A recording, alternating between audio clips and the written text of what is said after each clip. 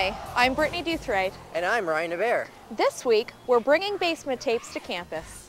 Our top 3 stories this week are an update on the New Brunswick budget, The torch relay visiting New Brunswick, and an update on the liquor store story. The government has released their financial plans for the next year. Premier Sean Graham has already announced that there will be $1 billion in the budget for infrastructure.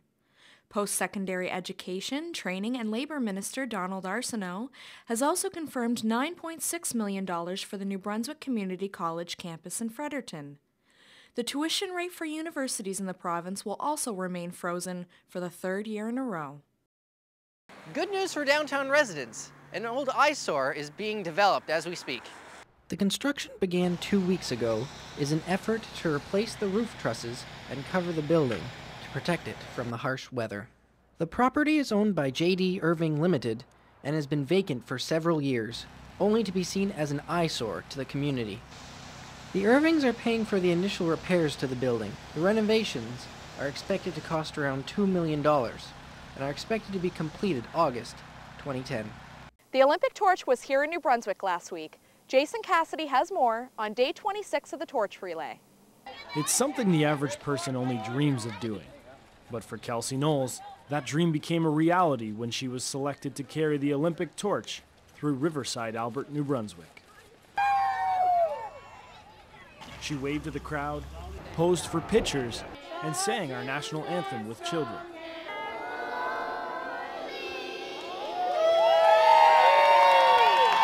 This is a day her father, Daryl Knowles, will never forget.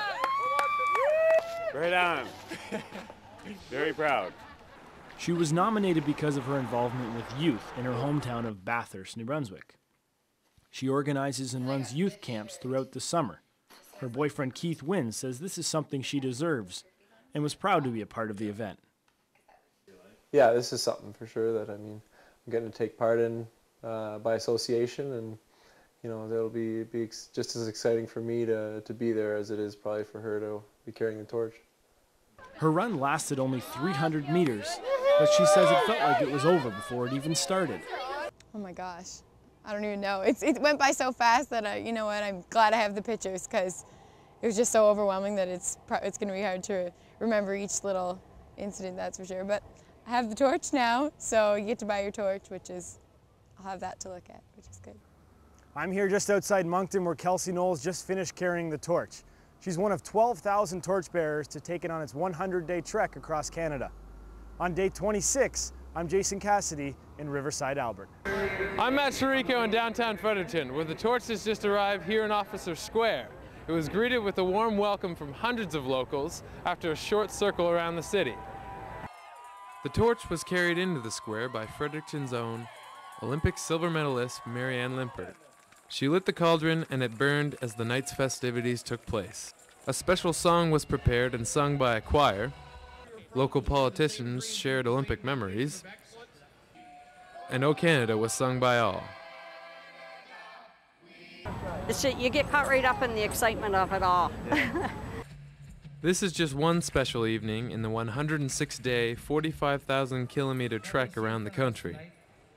The torch is passing through more than 1,000 communities on its way to Vancouver. This event is one of more than 200 community celebrations scheduled on the tour. It was an opportunity to get everybody together, unite us as a community, and almost bring us together as a family and celebrate our Olympic spirit and pride as a country. From here, the torch heads north to Miramichi, Bathurst, and Edmundston, among other stops along the way. In another 79 days, the torch will be coming into Vancouver for the opening ceremonies. For Stu Journalism, I'm Matt Chirico. It's frigid this morning, but word on the street is that this white stuff might not stay around for Christmas. Mike Sanderson has our forecast. In this modern age. Normally, when people think of Christmas, they think carolers, parades, food, presents, and Christmas specials. Lately in Fredericton, the cheery Christmas atmosphere has been vacant from the minds of its residents, partially due in part to the warm and wet weather and the lack of that cold white stuff on the ground, making some residents question the prospect of a white Christmas. It's so incredibly snowy in Fredericton the last couple of winters, it's hard to believe there won't be some sort of repeat of that. However, I have had many Fredericton winters where there has been no snow by Christmas, so. To a certain degree, the blame can be put on the amazingly mild November we had. In fact, this November, the Capital District has averaged temperatures of 9.7 degrees Celsius, which is almost 3 degrees higher than last year at this time. In November 2007, the average was 5.8 degrees Celsius, and in 2004, it averaged 5.9. As you can see, there is quite a jump in temperature. I'm very skeptical about that because it's raining, and tomorrow is December 1st. Yeah. And when this happens home, it's a green Christmas. As you can see, the weather here right now has been dreary. In fact, this whole month has been warmer than normal.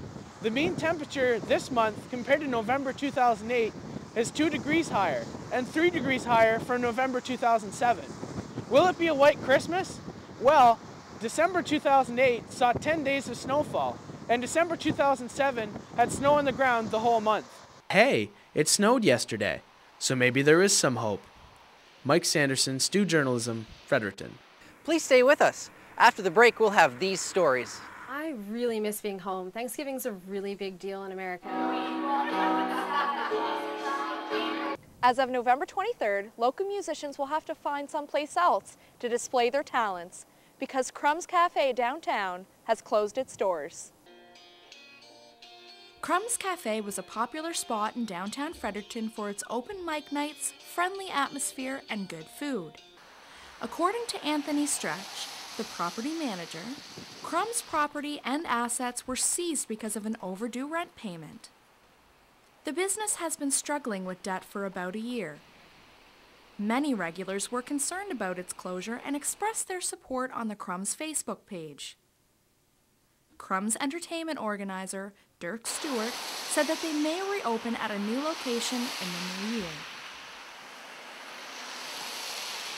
George Martin Hall houses Stu's cafeteria by day, but last Friday night, it was transformed into a pub.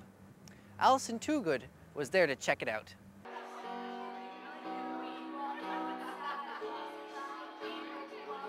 Live music is essential to a pub atmosphere, especially when local talent is showcased. The open mic pub event transforms Stu's cafeteria into a bar scene. Students were able to enjoy a night out even if they are underage. All students were welcome to the event, but a government ID was required in order to buy liquor.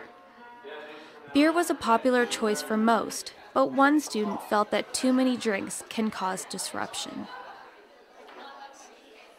I think it's fine. I think a lot of people are responsible and have a few drinks and makes their night better, and that's fine. I just don't like when people go overboard and get smashed at an event like this. With alcohol available for purchase, the event brought in students from all over. Yeah, we've actually got a pretty diverse crowd out for tonight. There's some students that I know are first years from the residences.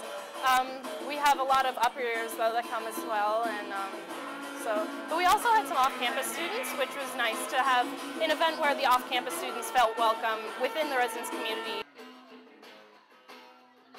Students say they were also attracted to the event, as the majority of the featured musicians were students themselves.